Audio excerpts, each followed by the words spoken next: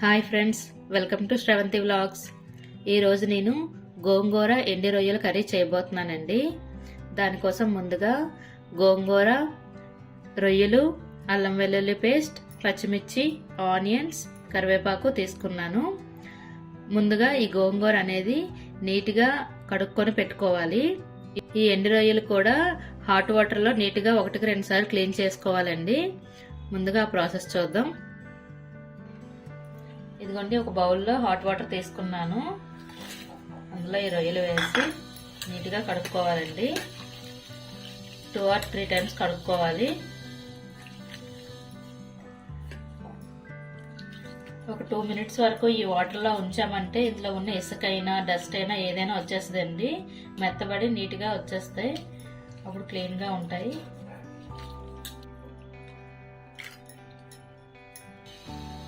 ఇదిగోండి, గోంగూర, రొయ్యలు కూడా నీట్గా వాష్ చేసి పెట్టుకున్నాను.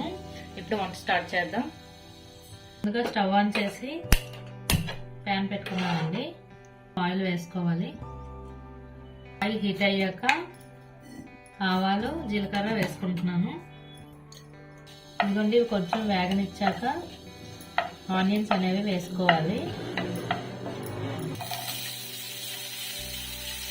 ఒక 2 minutes తర్వాత పచ్చిమిర్చి, కరివేపాకు కూడా వేసుకోవాలండి. వీటితో పాటు అల్లం వెల్లుల్లి పేస్ట్ కూడా వేసేస్తున్నాను. ఇది పచ్చివాసన పోయేంత వరకు వేయించుకోవాలి. ఇదిగోండి, ఆనియన్స్ అనేవి బాగా వేగిపోయాయి. ఇప్పుడు నేను రొయ్యల్ని యాడ్ చేసుకుంటున్నాను.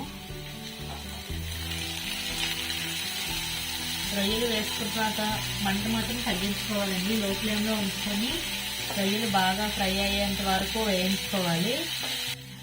రొయ్యలు వేసిన 5 minutesకి చిటికెడు పసుపు, ఉప్పు యాడ్ చేసుకోవాలండి. సాల్ట్ చూసుకొని టేస్ట్కి తగ్గట్టు వేసుకోవాలి. బాగా అంతా కలిసేలా కలుపుకొని మరి కొంతసేపు వేయించుకోవాలి. ఇదిగోండి, రొయ్యలు అనేవి బాగా వేగిపోయాయి కదా. ఇప్పుడు గోంగూరని వేసుకుంటున్నాను.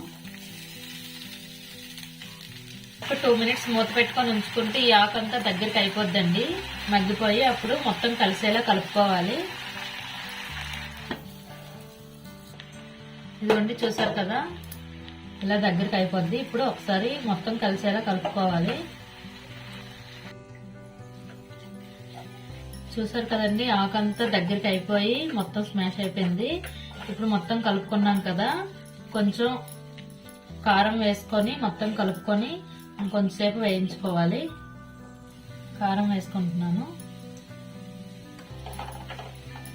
దీన్ని కొంతసేపు మూత పెట్టుకొని వేగనివ్వాలండి.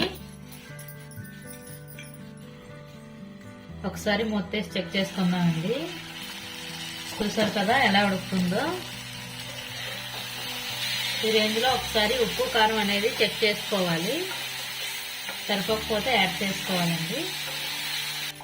ఈ రేంజ్లో వేగాక కొంచెం వాటర్ని యాడ్ చేసుకోవాలి. ఇది కొంచెం ఉడకనివ్వాలండి. మొత్తం ఒకసారి కలుపుకోవాలి. ఇప్పుడు మూత పెట్టుకొని ఉంచుకొని కొంతసేపు ఉడకనివ్వాలి.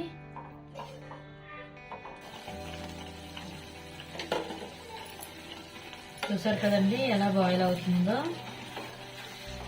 కొంచెం దగ్గరగా వచ్చాక కొంచెం మనం తినే కన్సిస్టెన్సీ బట్టి జ్యూసీగా ఉండేటప్పుడు ఆఫ్ చేసుకోవాలండి. ఒకసారి చెక్ చేసుకుందామండి. అయిపోయిందండి కర్రీ అనేది. ఇలా జ్యూసీగా ఉండేటప్పుడు ఆఫ్ చేసేసుకోవాలి. వేడివేడి అన్నంలోకి కర్రీ కలుపుకొని తింటే చాలా బాగుంటుందండి.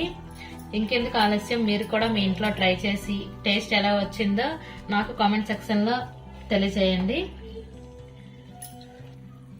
ఈ వీడియో కనుక మీకు నచ్చినట్టయితే please like, share and subscribe. అలాగే పక్కనే ఉన్న బెల్ ఐకాన్ కూడా క్లిక్ చేయండి. ఇకపై మేము చేసే రెసిపీస్ అన్ని మీకు నోటిఫికేషన్స్ ద్వారా వస్తాయి. Thank you friends.